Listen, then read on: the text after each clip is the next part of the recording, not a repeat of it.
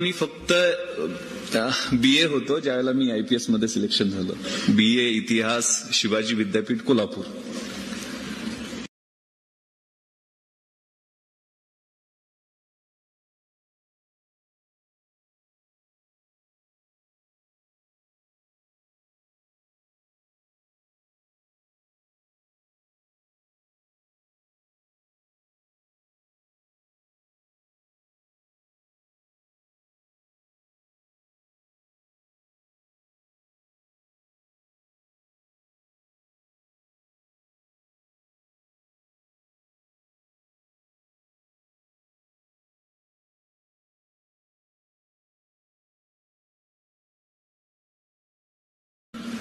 आपल्याला एकत्रित तयारी करता येते आणि काही कृत्या असतात, काही प्लॅनिंग असतात की जे तुम्हाला या वयामध्ये भविष्य काळासाठी उपयोगी पडू शकतील.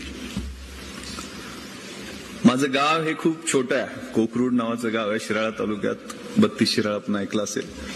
अगदी वारणेच्या कुशीत आणि सह्याद्रीच्या मुशीत वसलेलं हिरवगार असं देखणं गाव आहे. तिन्ही बाजूनं नदी जाते. लहानपण अगदी आंब्याच्या जांभळाच्या झाडावर जाणे, नदीला जाऊन मासे पकडणे, घरी आल्यानंतर म्हैशीच्या धारा काढणे, हे तुमच्यापैकी 70-80% मुलांचं जसं असेल तसंच माझं गेलेलं होतं. वडील नावाजलेले पैलवान, गावचे सरपंच, त्यामुळे लहानपणी त्यांची खूप इच्छा होती की मी चांगला पैलवान व्हावं. मी आता ताईंना हेच सांगत होतो की पोलिओची चर्चा चाललेली होती, तर त्यांनी मला लहानपणी आई आग्रह करत असताना पोलिओचा डोस देऊन दिला नव्हता की पैलवानाचा पोरगा आहे त्याला काय होतं. तर ते मला पोलिओचा ताप आलेला होता. सुदैवानं एका डॉक्टरच्या चांगल्या ट्रीटमेंटमुळे मी लवकर बरा झालो. वेळीच मला फायदा झाला. आणि असं शाळेत ज्यावेळेला जायला लागलो त्यावेळेला शाळेपेक्षा तालमीत जावं अशी त्यांची खूप इच्छा असायची. पण तालमीत गेलं तर एक संजय माने नावाचा पैलवान, आता तो कॉन्स्टेबल आहे, तो मला सारखा उचलून आपटायचा.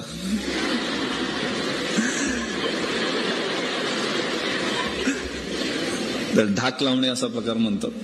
त्यामुळं माझं काही तालमीत चालायचं नाही. तर हे काय कामाचं नाही आहे, हे काय कुस्ती खेळू शकणार नाही, शाळेत जाऊ दे या ऍटिट्यूडनं मला शाळेत पाठवण्यात आलं. शाळेत मात्र जरा थोडी पैलवानाचा मुलगा, सरपंचाचा मुलगा म्हणून दादागिरी चालायचीच. मग शाळेत गेल्यानंतर कुठं बसणार मी, तर वर्ग शिक्षिकेच्या खुर्चीवर. कारण शिक्षक तिरक्या डोळ्यानं बघायच नाहीत, अरे पैलवानाचा पोरगा आहे, सरपंचाचा पोरगा, कशाला नादाला लागायचं त्याच्या. आणि नवीन एक बाई येणार होत्या, पण मी माझ्या नेहमीप्रमाणे स्टाईलमध्ये जाऊन खुर्चीत बसलेलो होतो. 6वीला होतो. अशीच कुणावर तरी दादागिरी चाललेली होती, छडी हातात होती माझ्या. त्या बाई आल्या, कदमबाई वर्गात आल्या, माझ्याकडे पाहिलं, मी का उभा राहिलो नाही, आल्या जवळ आणि कानाखाली 2 आवाज काढले. बाई म्हणाले, अरे विश्वास, तू स्वतःला काय समजतोस? सरपंचाचा मुलगा, पैलवानाचा मुलगा, असाच मोठा होशील, गावगुंड होशील, किड्यामुंगीसारखा जगशील आणि मरून जाशील. तू स्वतःच अस्तित्व काय राहणार नाही. मला ते शब्द झोंबले. माझं स्वतःचं अस्तित्व काय? 6वीला होतो, वय वर्ष 7, 8, 10 असेल काय. आणि पटलं नाही मला की आपल्याला काहीतरी चुकतंय आपलं. घरी गेलो मी, वडिलांना म्हटलं मला शाळेत जायचं नाही, मला माझी ओळख बनवायची. अरे वडील म्हणे शाळा शिकूनच ओळख बनवता येते. म्हटलं मी शाळेत जाणार नाही मी इथल्या. मग कुठं जाणार? तालुक्याच्या ठिकाणी शाळेला जाणार म्हटलं. न्यू इंग्लिश स्कूल 32 शिराळा या ठिकाणी मला ऍडमिशन घेतलं. सकाळी बस पकडायची 8 वाजताची. 18 किलोमीटर असले तरी रस्ते खूप कच्चे होते, त्यामुळे 1.5 तास लागायचा. परत संध्याकाळी 5च्या बसने यायचो परत. वडिलांचंही त्यावेळेला प्रमोशन झालं, ते पंचायत समितीचे सभापती झाले, जिल्हा परिषदेला निवडून येऊन. पण त्यांना मी सक्त बजावून सांगितलं की मला माझी स्वतःची ओळख बनवायची, तुम्ही माझ्या शाळेत यायचं नाही. आणि ते शेवटपर्यंत माझ्या शाळेत आले नाहीत. अनेक कार्यक्रमांना त्यांना बोलवण्यात आलं, पण ते आले नाहीत. 10वीचं वर्ष होतं. शिक्षकांचा रोल किती महत्वाचा असतो ह्या विद्यार्थ्यांसाठी सांगतो. 10वीचं वर्ष होतं. आमचे गायकवाड सर पीटीचे शिक्षक होते. त्यांना कळायचं की पोरगं हुशार आहे, 70-75% मार्क पडतायत, तर याला जाण्याने त्याचा वेळ खूप वाया जातोय. मग 17 किलोमीटर, 1 तास संध्याकाळी, 1 तास सकाळी. तर त्यांनी मला सांगितलं तू विश्वास माझ्या घरी राहा, तुला काय घराचं भाडं द्यायचं असेल, मेसचं पैसे देत येतोस तर घरी माझ्या खर्चाला ते मी काय नाही म्हणत नाही, तुझा स्वाभिमान दुखवत नाही, पण तू घरी राहा, तुझा वेळ वाचेल, माझ्या घरात एक रूम आहे. ठीक आहे म्हटलं सर. जशी तुम्ही म्हणाल, पण सरांना एक सवय होती ती मला माहित नव्हती. ते पहाटे 3 वाजता उठायचे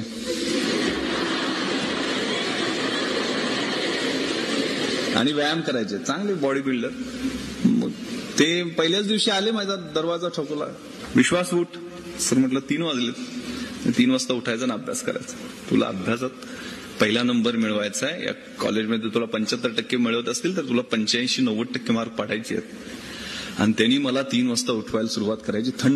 थंडीच्या दिवसात थंड पाण्याच्या नळाखाली बसवायचे. 3:30ला मला फ्रेश करून अभ्यासाला बसवायचे.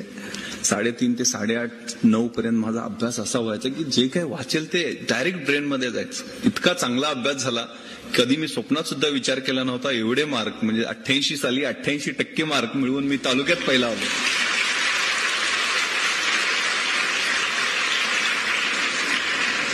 फक्त गायकवाड सरांमुळं.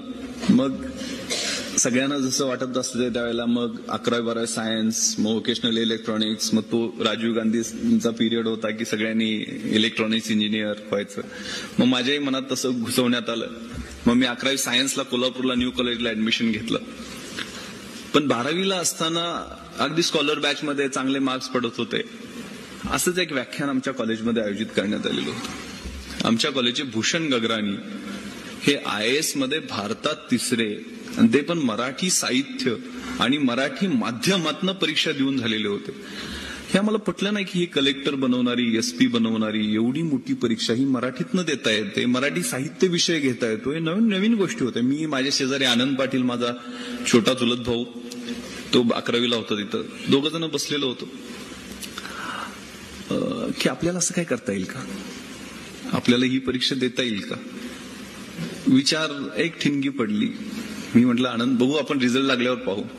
पण 12वीला असतानाच असा विचार, तुमच्याच वयात 9 म्हणजे 12वीतली 10वीतली मुलं आहेत, की वयाच्या 15व्या-16व्या वर्षी हा विचार यायला लागला की ही परीक्षा आपल्याला द्यायची. मग त्यासाठी काय लागतील ते तयारी करायची. कमी वयात निर्णय घेतल्याचा फायदा होतो. 12वीचा रिझल्ट लागला. मी आताच सांगितलं की मला 91 पॉईंट समथिंग म्हणजे 92%च्या जवळपास मार्क पडले. मात्र इलेक्ट्रॉनिक्स आणि मेकॅनिकल मिळत नव्हतं गव्हर्नमेंट इंजिनिअरिंग कॉलेजला, पण प्रोडक्शन, सिव्हिल, इलेक्ट्रिकल अनेक ब्रांचेसला ऍडमिशन मिळत होतं. आनंदचाही रिझल्ट लागला. त्याला MBBS ला मिळाला नाही, 89% त्याला मार्क मिळाले. त्याला BDS ला ऍडमिशन मिळत होतं. आम्ही 2 जण एकत्र बसलो आणि म्हटलं की आपण इंजिनिअरिंग मेडिकल करायचं नाही, आपण आर्ट्सला जायचं, BA ला ऍडमिशन घ्यायचं. कुठलेही सुज्ञ पालक किंवा आमचे आई वडील जर जास्त शिकलेले असते, वडील माझे 4थी शिकलेले होते, आनंदचे वडील 7वी शिकलेले होते, सुदैवाने ते कमी शिकलेले असल्यामुळे आमच्या निर्णयाला कोणी विरोध केला नाही.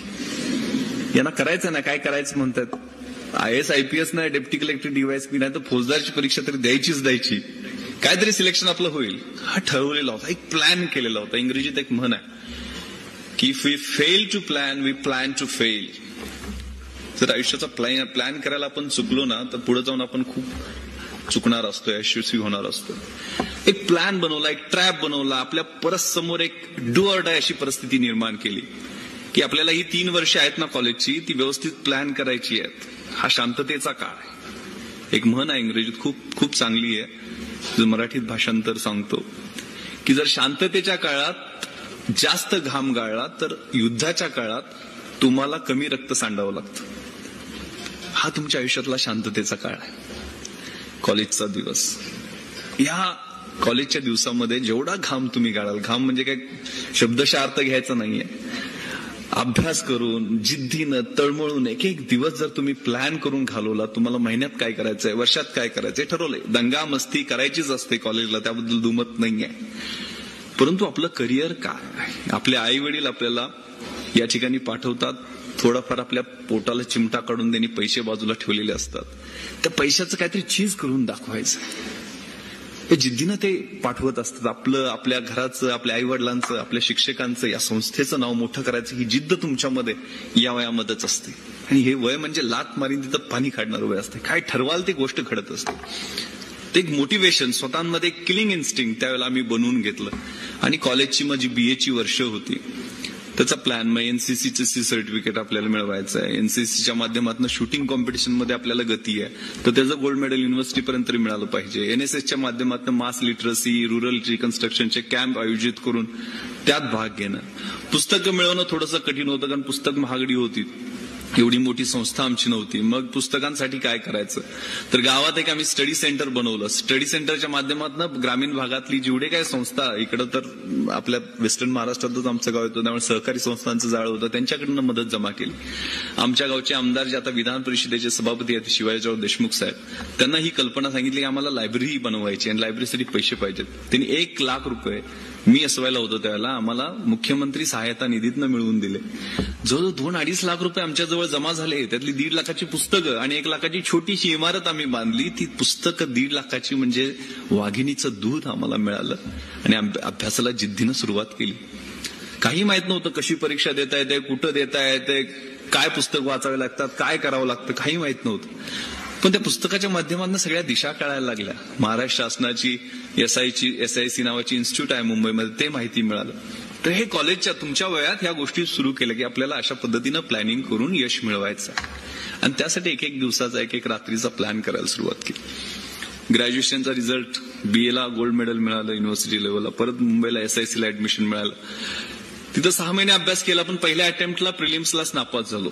परत डिप्रेशन आलं. पण MPSCची परीक्षा दिलेली होती. आता हे तुम्हाला बऱ्याच मुलांना समजणार नाही, पण MPSC UPSC प्रक्रियेत जी जाणारी मुलं आहेत त्यांच्यासाठी मी मॅडमना आणि सरांना म्हटलं होतं की वेगळं मी बसेन त्या 2-3 तास त्या मुलांना दिशा कशा पद्धतीने देता येईल, कसा अभ्यास करायचा MPSC UPSCचा एकत्रित, त्याचा प्लॅन करावा लागेल. पहिल्यांदा MPSCची प्रिलिम पास झालो होतो. मुख्य परीक्षा, विषय कोणते निवडायचे हे कन्फ्युजन.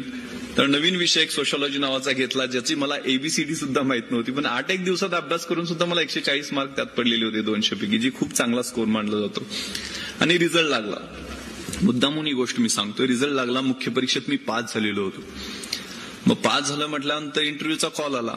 मग सगळे लोक पेपरला वाचलेलं असतंय, अफवा पसरलेले असतात की या परीक्षेसाठी पैसे द्यावे लागतात, डेप्टी कलेक्टर करायचं आहे, DYSP करायचं आहे, एवढी बॅग घेऊन गेल्याशिवाय काय होत नाही, एवढा मोठा वशील असल्याशिवाय काय होत नाही.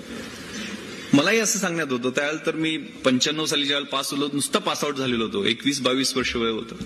जेवढे काय सांगतील ते पटण्याचा मोह व्हायचा. पण मी ठरवलेलं होतं की आपल्याला भरपूर, यावेळेला नाही झालं तर पुढच्या वेळेस. पण घरी येऊन काही लोकांनी सांगितलं, मधले काही दलाल भेटत असतात, तुमच्या मनामध्ये या गोष्टी क्लिअर असल्या पाहिजेत की असं त्याच्याशिवाय होत नाही, वशिला लावल्याशिवाय होत नाही, पैसे दिल्याशिवाय होत नाही. चुकीचे समज वारंवार बिंबवून सांगितलं ते आपल्याला पटतं. आणि त्यासाठी मला माहित नसताना घरच्यांनी बरीचशी अरेंजमेंट करण्याचा प्रयत्न केला.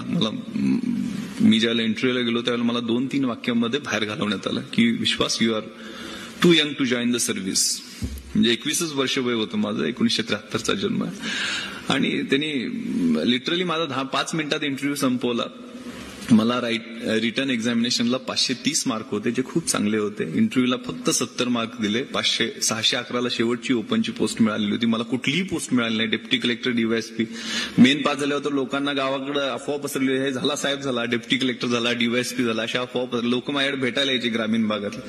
अहो विश्वासराव, तुम्ही आता DYSP झाला, आमचं पोरगं तेवढं 12वी पास झाल्यावर का कॉन्स्टेबल भरती करायचंय. मी पण म्हणायचं हो, कारण त्यावेळेस मी करतो ना म्हणे, जाता सर्व्हिस जॉईन करणार. आणि ज्यावेळेला रिझल्ट लागला त्यावेळेला कुठलीच पोस्ट मिळाली नव्हती.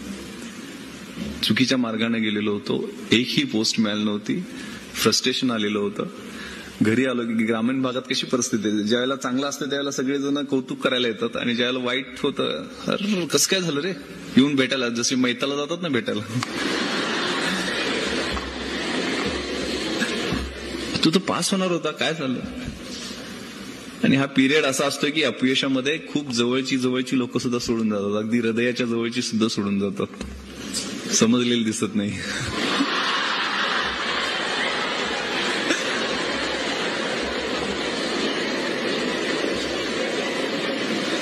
त्यामुळं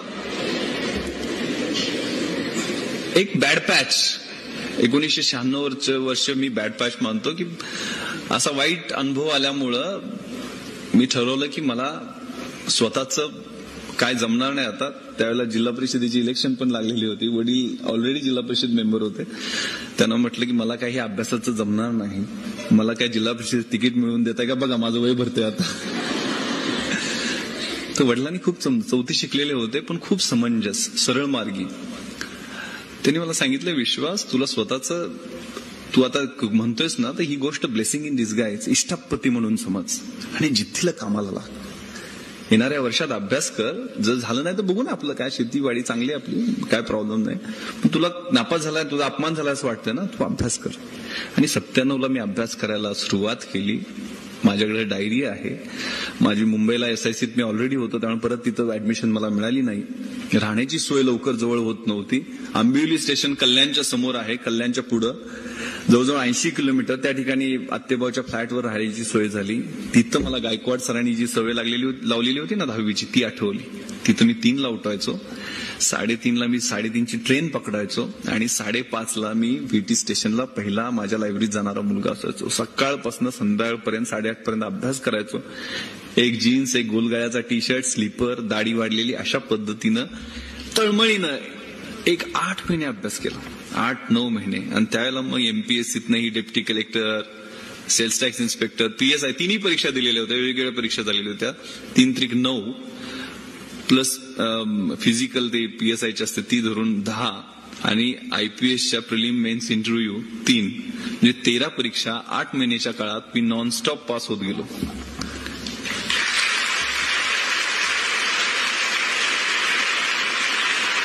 सांगण्याचा उद्देश मी खूप मोठ्या परीक्षा पास झालो, खूप कमी वयात झालो हा नाहीये. हे वर्ष तुमच्या आयुष्यात येऊ शकतं. त्यासाठी ती जिद्द, ती इच्छाशक्ती, ती किलिंग इन्स्टिंक्ट तुमच्यामध्ये ऑलरेडी असते. बरीचशी माणसं आपल्यातलं पोटेन्शियल न कळता मरून जातात.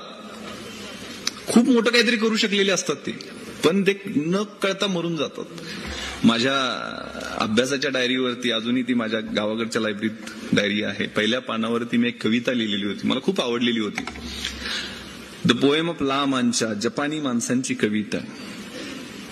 To dream the impossible dream, जे अशक्य वाटते ते स्वप्न मला पाहायचं. टू फाईट द अनबिटेबल फो, ज्या शत्रूचा कोणी पराभव करू शकत नाहीये त्या शत्रूला मला हरवायचं आहे. To beer with unbearable sorrow, कुणालाही सहन होत नाही ते दुःख मला सहन करायचं आहे. To run way the brave dare not to go, ज्या ठिकाणी धाडशी माणसं जाण्याचं धाडस करत नाहीत त्या ठिकाणी जाऊन मला धावायचं आहे. To love the pure and chest from अफार, to write the unforgivable wrong, to try Wien your arms R to very, ज्यावेळेला माझे भाऊ थकलेले आहेत, माझे पाय थकले आहेत, हात थकलेले आहेत, शरीर थकलंय, त्यावेळेला मला समोर एव्हरेस्ट दिसतंय, त्यावेळेला मला माझं एक एक पाऊल त्या एव्हरेस्टच्या दिशेनं टाकायचं आहे. To reach that unreachable star, तो स्टार मला गाठायचा आहे. दिस is my quest, to follow that star no matter how hopeless, no matter how फार. To fight for the right without questions, without pause, to be willing to march into the hell for heavenly cause. मला सत्यासाठी झगडायचं आहे, संघर्ष करायचा आहे, कुठलाही प्रश्न त्यासाठी विचारायचा नाही, कुठलाही थांबा घ्यायचा नाहीये. माझी नरकात जायची सुद्धा तयारी आहे, पण त्याला कारण स्वर्गीय असलं पाहिजे.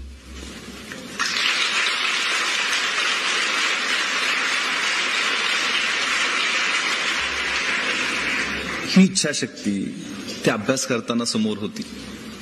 मी ज्यावेळेला इंटरव्ह्यूला गेलेलो होतो ना, त्यावेळेला मी, आनंद, माझ्याबरोबर जो चुलत भाऊ होता ना, तोही माझ्याबरोबर IAS मध्ये सिलेक्ट झाला. माझ्यावर त्याची रँक आली. तो आता शिवगंगा म्हणून तमिळनाडूमध्ये आहे, त्या ठिकाणी कलेक्टर म्हणून काम करतोय. आम्ही ज्यावेळेला इंटरव्ह्यूला धोलपूर हाऊसमध्ये दिल्लीला गेलेलो होतो, त्यावेळेला आमच्याबरोबर एक विकास जैन नावाचा मुलगा होता. तो बीटेक फ्रॉम IIT पवई आणि MMS from IIM Ahmedabad. BTech MMS खूप मोठी डिग्री आहे. म्हणजे तिथं फायनल इयरला असतानाच अमेरिकेतनं दर महिन्याला $1,00,000-2 लाख पगाराचे कॉल येतात. तर एवढा हायली क्वालिफाईड होता. 2 वर्ष अमेरिकेत नोकरी करून आलेला होता. आमच्यावरच तो महाराष्ट्राला राहिला असल्यामुळं त्याची ओळख झालेली होती. तर इतका स्मार्ट मुलगा, 6 फूट उंच, गोरापान, देखना, 3 पीस सूट मध्ये असायचा. इंग्रजी एवढं शुद्ध आणि चांगलं बोलायचा की इकॉनॉमिक्सचे इतके कन्सेप्ट क्लिअर की त्याचं ऐकत बसावं असं वाटायचं, एवढं चांगलं बोलायचं. आनंदला म्हटलं की अरे आपलं काम नाही आहे हे, अशा मुलांसाठीच IAS IPS आहे, आपलं काय जमणार नाही इकडं, आपण जाऊन कॉन्स्टेबल भरती लईत लई PSI होऊ शकतो.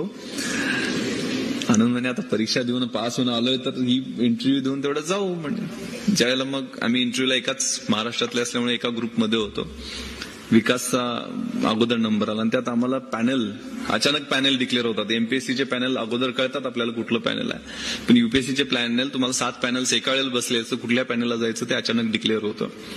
लेफ्टनंट जनरल सुरेंद्रनाथ, जे ABSM PBSM असेच गोरेपान उंच इंग्रजी अधिकाऱ्यासारखे असणारे अधिकारी, आणि त्यात आमचं मीडियम मराठी होतं. आणि त्यांनी असं लोकल लँग्वेज मध्ये बोलणाऱ्या मुलांच्या विरुद्ध चांगलं ऍटिट्यूड नाही असं मी अगोदरच ऐकलेलं होतं. तर आम्ही अजून घाबरलो की आपलं कसं होणार. आणि हा विकास आमच्या अगोदर कॉन्फिडन्सनं इंटरव्ह्यूला गेला, स्मार्टली आतमध्ये गेला. साधारण एक 15 मिनिटांनी तो बाहेर आला, त्यावेळी घामानं डबडबलेला होता. असा टाईची नॉट सोडत, अरे बोगस इंटरव्ह्यू, काय फालतूमध्ये माझी 2 वर्ष वाया गेली, हीच अमेरिकेत घालवली असती तर माझे 30-40 लाख रुपये बँक बॅलन्स झाला असता. म्हणजे चला मी चाललो परत म्हणून. तर म्हटलं याची अशी परिस्थिती झाली तर आपलं काय होणार. कारण टाईची नाट सुद्धा बांधता येत नव्हती. मग ते स्काउटला असायचा तो पट्टीचा टाय, तो घालून घेण्याचा प्रयत्न केला, पण तो पण चांगला दिसणार नाहीये. इलॅस्टिकचा टाय असायचा ना शाळेत असताना, कारण नॉटच बांधता यायची नाही ना, ती गाठ असायची ती बांधता यायची नाही. मग ते काय काढूनच टाकला आम्ही. तसंच शर्ट पॅन्ट इनशर्ट, एक ऑक्सफोर्डचे शूज, त्याच्या पलीकडे काय नाही. घाबरत घाबरत आतमध्ये गेलो. मे कम इन सर म्हणून आतमध्ये गेलो. तर ते इंटरव्ह्यूचं पॅनल असं असतं UPSCचं की घोड्याच्या नालाचा आकार असतं ना तशा पद्धतीने सिटिंग अरेंजमेंट असते. मध्ये एक चेअर असते आणि त्याच्यावर तुम्ही दिसता, म्हणजे नख शिखान सोल टू क्राऊन तुम्ही त्या पॅनलला दिसत असता. कोपऱ्यात एक सायकोअनालिस्ट बसलेले असतात. तुम्ही खरं किती बोलताय, खोटं किती बोलताय आणि तुमचा कॉन्फिडन्स कसा आहे ते चेक करत असतात. आणि माझ्या शेजारी कुलकर्णी मॅडम एक होत्या. म्हणजे त्यांनी पॅनलनी इंग्रजीत प्रश्न विचारायचा, मॅडमनी मराठीत करून मला सांगायचा, मी मराठीत उत्तर द्यायचं, मॅडमनी इंग्रजीत करून त्यांना सांगायचं.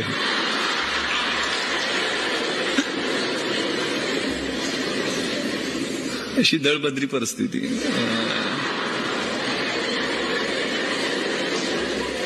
तर लेफ्टनंट जनरल सुरेंद्रनाथनी सुरुवात केली. विश्वास, why don't you speak in English. मराठीत सांगतो आता सगळ्यांना, गावाकडचीच पुरात मायासारखीच असणार त्यावेळेचं मी. तू इंग्रजीत का बोलत नाहीस, तुझं माझं थेट संभाषण होईल, there will be direct communication. मी म्हटलं sir, I am from rural background, मी खेड्यातला आहे, प्लीज मला मराठीत बोलू दे, मी कम्फर्टेबल फील करेल. ते म्हणे विश्वास you try in broken English, मोडक्या तोडक्या इंग्रजीत बोलू म्हणे. म्हटलं sir okay, I will try my best. म्हटलं सर मी माझा प्रयत्न करतो. त्यांनी विचारलं विश्वास, यू हॅव बीन ग्रॅज्युएटेड, 94 मध्ये ग्रॅज्युएट झालायस, 3 वर्ष तू काय कर, व्हॉट आर यू डुईंग. मी उत्तर दिलं sir, I have established one competitive study centre at my village which works for the upliftment of the rural youth as well as for disseminating rational and viable ideas in rural folks. ते चाट पडले, अरे you speak very good English. पण तेवढंच उत्तर मी पाठ करून ठेवलेलं होतं.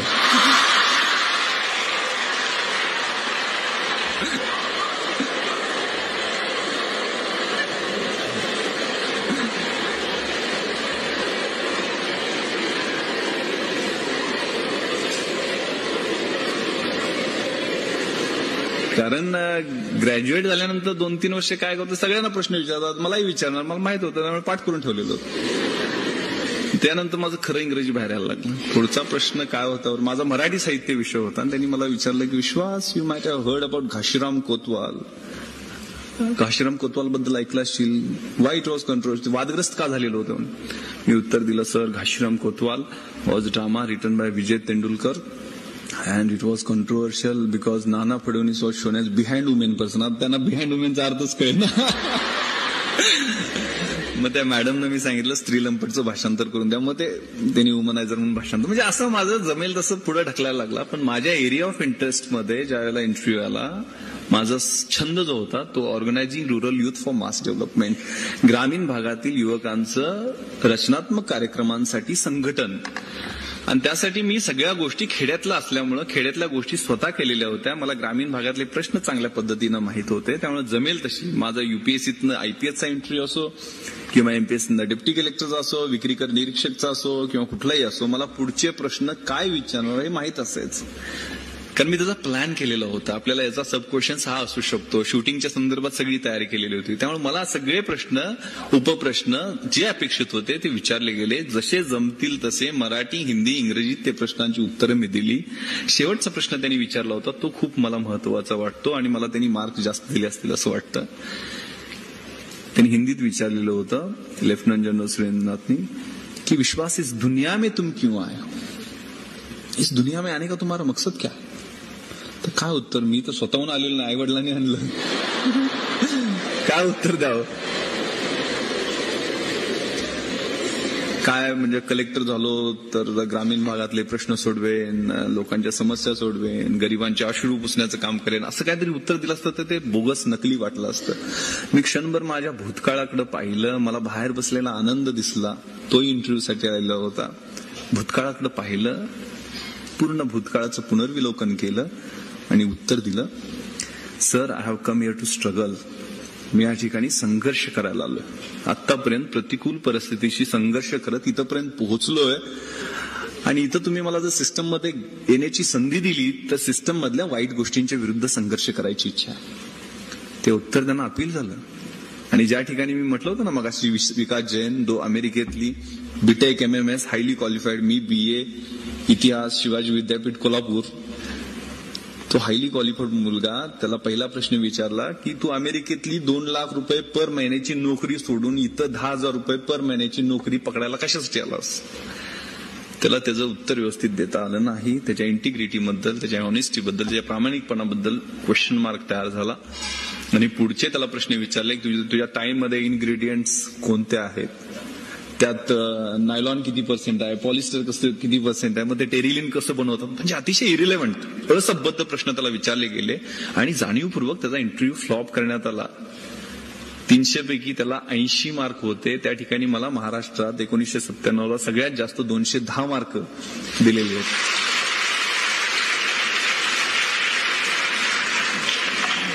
सांगण्याचा उद्देश एवढाच आहे की झाकली मूठ 1.25 लाखाची ठेवू नका.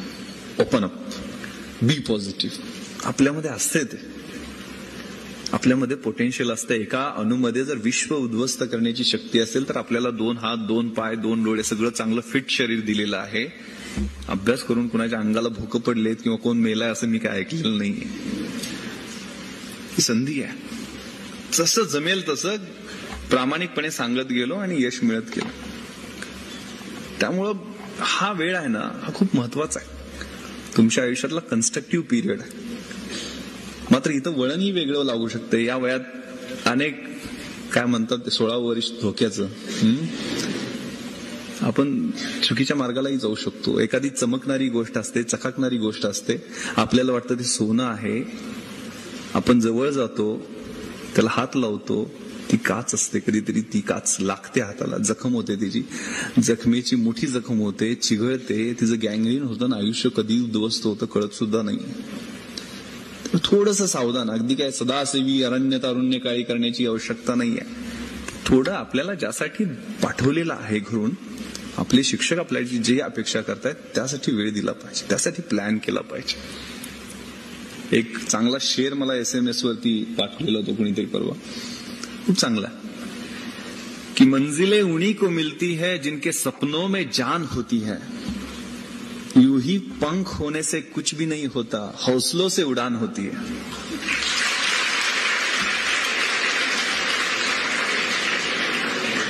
तुमच्यातला हौसला, तुमच्यातली जिद्द, तुमच्यातली इच्छाशक्ती, या गोष्टी तुमचं स्वप्न पूर्ण करणार आहेत. त्यामुळे प्लॅन करा. हेच वय आहे प्लॅन करण्याचं. एक खूप चांगला इंग्रजीत शब्द होते वेळेच्या महत्वाबद्दल, की to realise value of 1 year, ask the student who has failed in his exam. 1 वर्षाचं महत्व तुम्हाला ओळखायचं असेल तर वार्षिक परीक्षेत नापास झालेल्या मुलाला विचारा. मराठीत सांगतो ते. एक महिन्याचं जर तुम्हाला महत्व विचारायचं असेल, जाणून घ्यायचं असेल, तर अशा आईला विचारा जिनं 8व्या महिन्यात आपल्या बाळाला जन्म दिला. 1 आठवड्याचं जर महत्व तुम्हाला जाणून घ्यायचं असेल तर साप्ताहिक निघतं ना, त्याच्या संपादकाला विचारा. एका दिवसाचं महत्व तुम्हाला जाणून घ्यायचं असेल तर रोजंदारीवर कामाला जाणाऱ्या रोजगार करणाऱ्या कामगाराला विचारा, ज्याची घरात 6 मुलं जेवण्यासाठी वाट पाहत असतात. 1 तासाचं महत्व तुम्हाला थोड्या दिवसानं कळेल, किंवा काही जणांना आत्ताही कळलेलं असेल. Ask the lovers who are waiting to meet.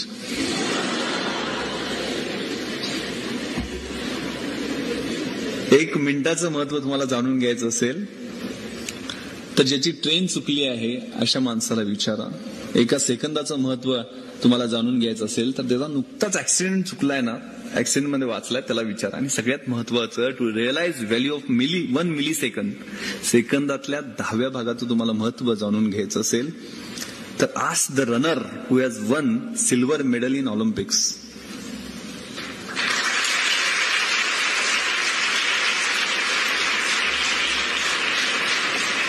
त्यामुळे वेळेचं नियोजन याला खूप महत्व आहे.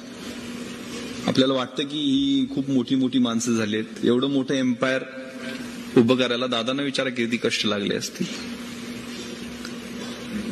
The heights of great men reached and kept were not attained by sudden flight, but while their companions were asleep, they were toiling upwards in the night. जी काही उंची मोठी माणसं गाठतात ना, ती काही एका झेपेत मिळालेली नसते. तर ज्यावेळेला त्यांचे 6 अध्यायी बरोबरचे अभ्यास करणारे झोपा काढत असतात, त्यावेळेला रात्रभर तळमळून जागून अभ्यास करून ती उंची गाठण्यासाठी एक पाऊल त्यांनी पुढे टाकलेलं असतं. प्रयत्न सोडलेले नसतात. खूप आपल्या शाळेतल्या ओळी जर घेतल्या तर खूप चांगलं मोटिवेशन, मॅडमनी मोटिवेशन बद्दल सांगितलं म्हणून मी स्पेसिफिक सांगतो.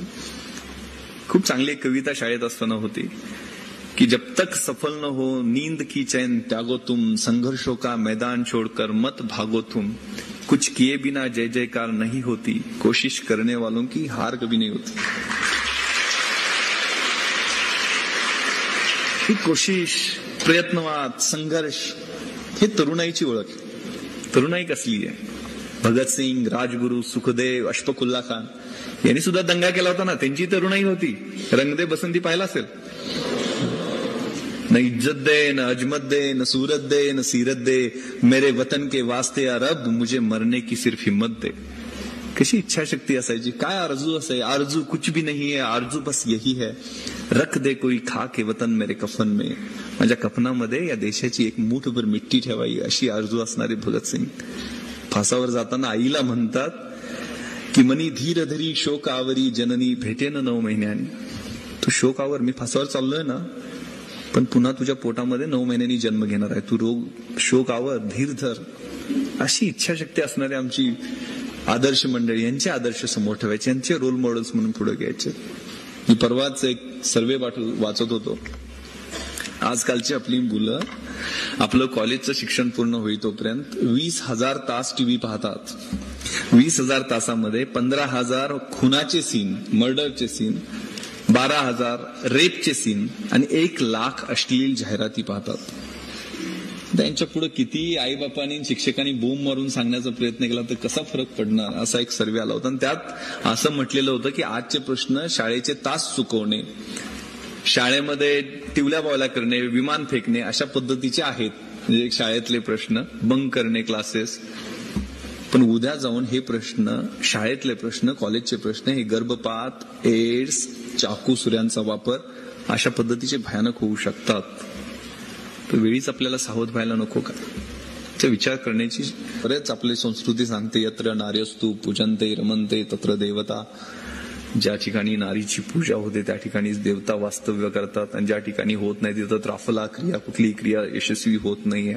म्हणून पूजा करायची आहे. पूजा एवढ्यासाठी करायची की प्रजननार्थ महाभागा या स्त्रिया ज्या आहेत त्या आपलं प्रजनन करतात, आपली पिढी वाढवतात, म्हणून त्यांची पूजा करायची आहे.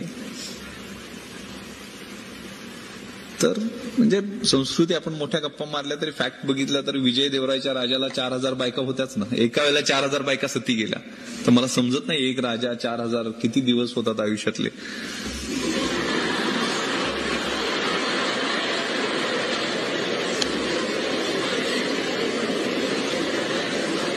मोठ्या संस्कृतीच्या गप्पा आपण करतो.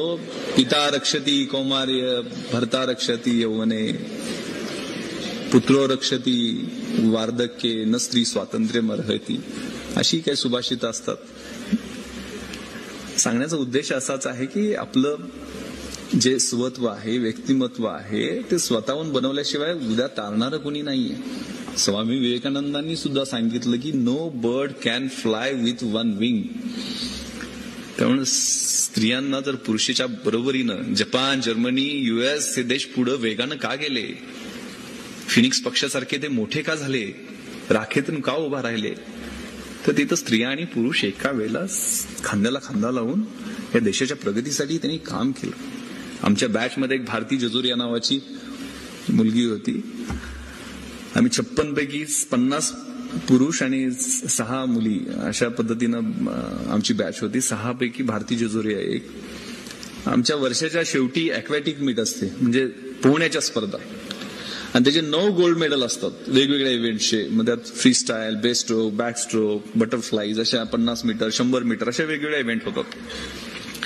तर भारती जजोरिया ही एका ट्रॅकमध्ये पोहत होती आणि 6 ट्रॅक इतर जे होते, ऑलिम्पिक साईजचा स्विमिंग पूल अकॅडमी मधला आमचा, त्या इतर 6 ट्रॅकमध्ये आम्ही 6 पुरुष मंडळी दरवेळेला चेंज व्हायचो. प्रत्येक इव्हेंटला 50 मीटरला वेगळे, 100 मीटरला वेगळे, रिलेला वेगळे, म्हणजे प्रत्येक इव्हेंटला आम्ही वेगळे वेगळे व्हायचो.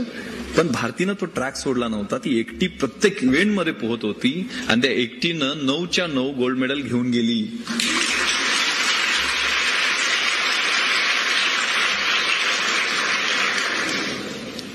इंदिरा गांधींच्या बद्दल पण म्हटलं होतं ना की शी is the only man in the Lok Sabha.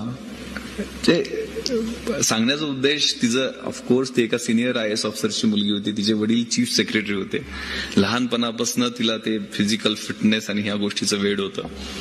तिला तशा पद्धतीचं ते बॅकग्राऊंड मिळालेलं होतं. त्यामुळे ती जिंकली असेल. घुडसवारीमध्ये जो पुरुषांचा खेळ आहे अगेन, त्यातले सुद्धा सगळे गोल्ड मेडल ती घेऊन गेली आणि खूप चांगलं काम मध्य प्रदेशात ती आज करते. तर सांगण्याचा उद्देश की ही कल्पना चावला, ही भारती जजोरिया, ही मदर तेरेसा, ही मेधा पाटकर, या अशा कितीतरी आदर्श आपल्या समोर उभा आहेत की त्यांच्याकडे पाहून आपण काहीतरी करण्याची जिद्द आपल्यामध्ये तयार झाली पाहिजे. त्यामुळे पोटेन्शियल बाहेर काढण्यासाठी आवश्यकता. मी आता एका मुलीचा वडील असल्यामुळे जास्त माझं घरात मेजॉरिटी झाली, आई, बायको, मुलगी. सांगण्याचा उद्देश की आपलं स्वतःचं व्यक्तिमत्व बनवायचं आहे, यातलं पोटेन्शियल काढायचं आहे. माझ्या मुलीचा पहिला वाढदिवस होता 2002ला आणि 22 मे 2002. घरात खूप पाहुणे आलेले होते म्हणून लातूरला मी रेस्ट हाऊसला झोपायला गेलेलो होतो. जाताना युनिफॉर्म नेला नव्हता, जीन्स, टी शर्ट, सुदैवानं पिस्टल बरोबर घेतलेली होती. मध्यरात्री एक फोन आला मला एक PIचा तिथल्या चाकूरच्या की सर अशी अशी डेकॉयटी झालेली आहे आणि त्या डेकॉयटीमध्ये एका वृद्ध म्हातारीचा मर्डर केलेला आहे दरोडेखोरांनी आणि सर आपण या. तर मला टेन्शन आलं की त्या दिवशी संध्याकाळी पार्टी असणार वाढदिवसाची घरी. त्यात मी ते मगाशी जे सांडपाण्याचं उद्यान मी म्हटलं होतं SP ऑफिस समोर खूप 2 एकरमध्ये आम्ही बनवलेलं होतं आणि ते अभिषेक बच्चन आणि अजय देवगण त्या दिवशी लातूरला शूटिंगसाठी जमीन पिक्चर चाललेलं, त्यांनाही पार्टीत बोलवलेलं असतं. मग मीडियामध्ये येणार, पेपरवाले लिहिणार की SP पार्टीत बिझी, दरोडे, वृद्धेचा खून वगैरे. टेन्शन आलं मी की संध्याकाळचा कार्यक्रम कॅन्सल करायचा म्हणून मी सांगून 3 वाजताच कॉलेज गाडी होती, कॉलेजनं मी निघालो. शेतातनं पोहोचलो स्पॉटवर. त्यावेळेला मी पाहिलं की भयानक पद्धतीनं त्या वृद्धेचा खून करण्यात आलेला होता.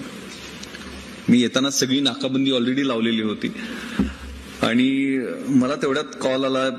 4:30 वाजले असतील, थोडंसं तांबडं फुटण्याची वेळ झालेली होती की सर या ठिकाणी 3 जण आम्हाला बघून पळायला लागलेले आहेत आणि ते नक्की दरोडेखोर असावेत आणि ते साधारण पानगाव म्हणून रेल्वे स्टेशन आहे त्या ठिकाणावरनं पळालेले आहेत. चोर तिथंच जाणार होते. नॅचरल कोर्समध्ये या गोष्टी होत्या म्हणून मी पण त्या बाजूनच निघालो. तर PI तांबारेचा कॉल आहे की सर माझी गाडी फसली आणि मी पळू शकत नाही कारण माझं वजन 120 किलो आहे. तर म्हटलं ठीक आहे, कुठल्या दिशेने गेले सांग. मग मी त्यावेळेला फ्रेश ट्रेन होऊन पहिला चार्ज लातूरचा होता, त्यामुळे मी आणि माझा बॉडीगार्ड आणि एक शेतकरी फकीर नावाचा 3 जण आम्ही त्या दिशेने गेलो. रस्ता दाखवायला त्या फकीराला घेतलेला होता. तर समोर आम्हाला ते, कारण लातूरला सगळा ओसाड भाग आहे, काय ऊस नाही काय नाही, सगळं वाळवंटा टाईप परिस्थिती. तर तिथनं लांब पळताना आम्हाला 3 जण दिसले. पाठलाग करायला सुरुवात केली. खाली उतरलो, गाडी काय जाऊ शकत नव्हती. मग पळत पळत त्यांच्या पाठीमागनं जसं जमेल तसं 14-15 किलोमीटर पळाल्यानंतर त्यांनी दगड फेकायला सुरुवात, कारण आम्ही सिव्हिल ड्रेसमध्ये होतो. मग स्वतःला वाचवण्यासाठी मी एक राऊंड फायर केला. त्यांच्या लक्षात आलं की पोलीसवाला असेल किंवा कोणाकडे तरी हत्यार आहे. मी एक राऊंड फायर हवेतच केलेला होता. मग त्यातला एक जण तिथंच लपला त्या झाडीमध्ये. मग तिथं लपलाय लक्षात 2 जण पुढे पळाले. तर तिथं लपलेल्या माणसाचा आम्ही शोध घेतला आणि त्याला पकडला तिथं. आणि बाकी 2 पळाले तर सुटका. पण पुढच्या 2 सेक्टरमध्ये आम्ही परत चेकिंग लावलेलं होतं. बीड जिल्ह्यात सुद्धा लोकांना सांगितलेलं होतं की असे चोर पळालेले आहेत. आणि त्यांना तिथं एनसर्कल पुढच्या एका पोलीस स्टेशनच्या हद्दीत करण्यात आलं. पोलीस आणि लोकांनी एनसर्कल केलं. त्यावेळेला तिथला एक जण सापडला आणि दुसऱ्या जण पळून जातं. सापडताना त्यानं दगड फेकायला सुरुवात केली. मला पोलिसांच्या ताब्यात देऊ नका म्हणत एक शेजारी विहीर होती, 150 फूट खोल विहीर होती, त्याच्यात उडी मारली. जागेवर खलास झाला, कारण विहिरीत पाणी अर्धा फूट सुद्धा नव्हतं. त्याला बाहेर काढलं. त्यावेळेला त्या वृद्धेनं प्रतिकार केला होता. त्याची इतर लक्षणं दिसली. एवढी मोठी मी गोष्ट सांगितली एवढ्यासाठी की मी तिथं स्पॉटवर इमिडिएटली गेलो, कारण बीड जिल्ह्यात होतं, तिथं मृत्यू झालेला होता. परत ह्युमन राईट कमिशन इतर एन्क्वायरी सुरू होणार म्हणून इमिडिएटली मी स्पॉटवर गेलेलो होतो, व्हिडिओ शूटिंग वगैरे करायचं म्हणून त्या मॅटरचं. आणि येताना मी ते एक दरोड्याचं स्पॉट तर ते मृत्यू झालेल्याचा स्पॉट, या दोन्ही मधलं अंतर मोजलं तर ते 54 किलोमीटर होतं. नॉनस्टॉप हे दरोडेखोर 3 टप्प्यामध्ये 3 टीमनं पाठलाग करत असताना 54 किलोमीटर 1.5 तासात जवळजवळ पळालेले होते. यांना जर ऑलिम्पिकला पाठवलं असतं तर गोल्ड मेडल घेऊन आले असते. किती जबरदस्त शक्ती असते आपल्यामध्ये, किती जबरदस्त पोटेन्शियल असते. दुर्दैवानं एक विशिष्ट समाजाचे ते लोक होते ज्यांच्याकडे आपण तिरस्कारानं पाहतो. लिंबाराम सारखा एखादा धनुर्धर त्याच समाजात येतो. सांगण्याचा उद्देश असा आहे की आपल्यातलं पोटेन्शियल ओळख. एवढं चांगलं इन्फ्रास्ट्रक्चर, एवढं चांगलं वातावरण, लायब्ररी, इतक्या चांगल्या सोयी असणारी एवढी संस्था, हे तुमचं भाग्य आहे. तुम्ही योग्य ठिकाणी, योग्य काळामध्ये, योग्य वयामध्ये आलेला असता. रवींद्रनाथ टागोरांनी एक कविता लिहिलेली होती ज्याची भाषांतर C.D. देशमुखांनी केलेलं होतं की असं शीज येते आताच तेते, काम हातीची सोडू नको, नव्या प्रदेशात धुंडुनी काढीन, स्वप्न सुखी अळसू नको, घरापासची कर्मभूमी ती, टाक नांगरुणी पांगू नको. ही कर्मभूमी आहे. हे शारदा नगरचं शैक्षणिक संकुल ही तुमची कर्मभूमी आहे. तिथं नांगरून तिथं आपल्याला सोनं पिकवायचं आहे. हे तुमच्या मनामध्ये असलं पाहिजे. आणि त्यासाठी उठा, जागे व्हा. विवेकानंदांनी सांगितल्यामुळं प्रमाण rise awake stop not till the goal is achieved. आणि कामाला लागा, अभ्यासाला लागा. अशक्य कुठलीही गोष्ट नाहीये. आणि हे या वयातच, आयुष्यात जन्म एकदाच मिळतो ना. आपले राष्ट्रपती सांगतात low M is a crime, कमी ध्येय ठेवणं हा गुन्हा आहे. आणि नेहमी there is always a room at the top. उंचीवरती आपल्यासाठी जागा राखीव असते. तर मोठं ध्येय ठेवा आणि ध्येय गाठण्यासाठी सर्व जिद्दीने प्रयत्न करा. मला वाटतं माईकला कंटाळाला, थांबतो. जय हिंद, जय महाराष्ट्र.